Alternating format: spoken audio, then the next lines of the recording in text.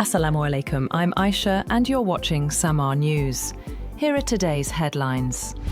United States President Donald Trump has announced what he called the most crushing economic operation against Iran, as Washington ramps up pressure on Tehran amid a deadlock in talks to end the war between the two countries. In a post on Truth Social, Trump said Iran has failed to take the opportunity to make a deal and would face economic warfare and isolation on an unprecedented scale. Trump also threatened unprecedented economic warfare against any country that helps keep Iran's economy afloat. He said that financial institutions, businesses, and governments providing what he called a lifeline to Tehran would face tremendous economic consequences. Iran has condemned new US sanctions as economic terrorism, accusing Washington of targeting ordinary Iranians. The foreign ministry said in a statement that the measures would not weaken the nation's resolve to defend the country's independence, sovereignty, and national interests. China has criticized President Donald Trump's threat of economic warfare against Iran, warning that more sanctions and pressure would not resolve the crisis. Chinese Foreign Ministry spokesman Lin Jian said that Beijing is calling on all sides to act responsibly and pursue a diplomatic and political solution instead. China's response comes as Trump steps up economic pressure on Iran and its trading partners. Meanwhile, Qatar's foreign minister has calling for an end to what he described as blackmail over the Strait of Hormuz, saying that shipping must return to pre-war conditions.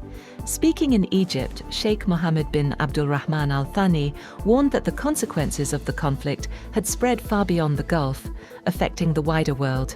He also said that freedom of navigation must not be held hostage to political pressure.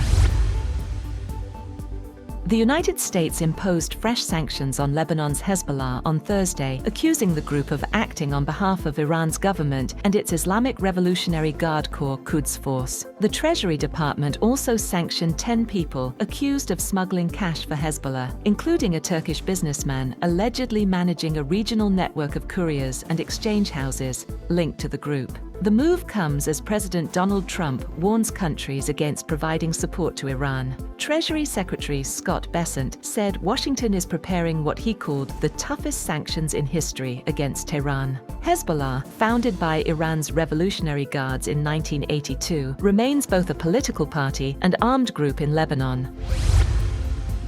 PTY founder Imran Khan was shifted back to Adiala jail after undergoing a medical examination at Payam's hospital in Islamabad, according to jail sources and Federal Information Minister Atullah Tarar. Khan was taken to the hospital after midnight under tight security following a Supreme Court order. A team of specialists, including a cardiologist, ophthalmologist, and physician, examined him, with his sister Dr. Uzma Khan and personal physician Dr. Faisal Sultan also involved. Tarar said Khan was declared medically fit and returned to Adiala jail at around 5 a.m. He said PIMS was used instead of Al-Shifa Hospital because of security concerns linked to PTI workers gathered along the route and outside the facility.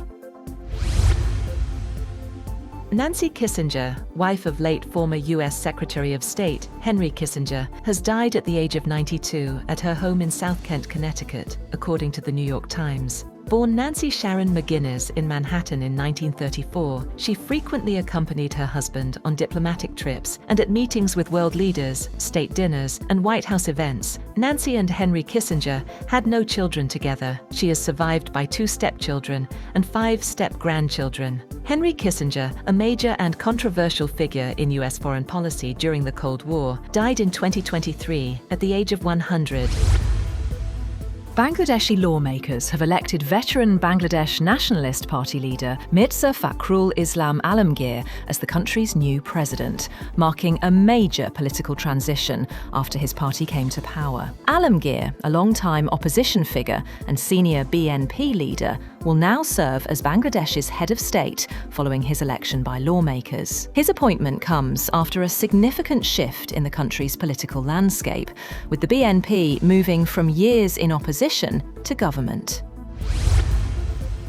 China urged the US to immediately withdraw Section 232 tariffs it imposed on imports of drones and related components. A Chinese Commerce Ministry spokesperson said the tariffs treat related Chinese products in a discriminatory manner and seriously harms the interests of Chinese companies. He added that China firmly opposes this.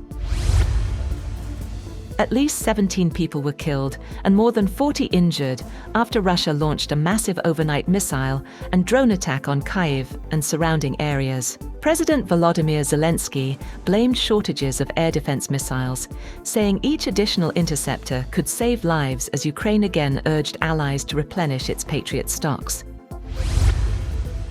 Total US debt has topped $40 trillion for the first time, drawing fresh warnings that a fiscal crisis is brewing as ballooning costs for social safety net programs and interest payments far outstrip revenues held back by tax cuts. The Treasury Department's latest daily cash and debt balances statement showed total public debt outstanding at $40.047 trillion on Tuesday, a total that includes Treasury securities held by the public of $32.266 trillion and intra-governmental debt holdings of $7.782 trillion.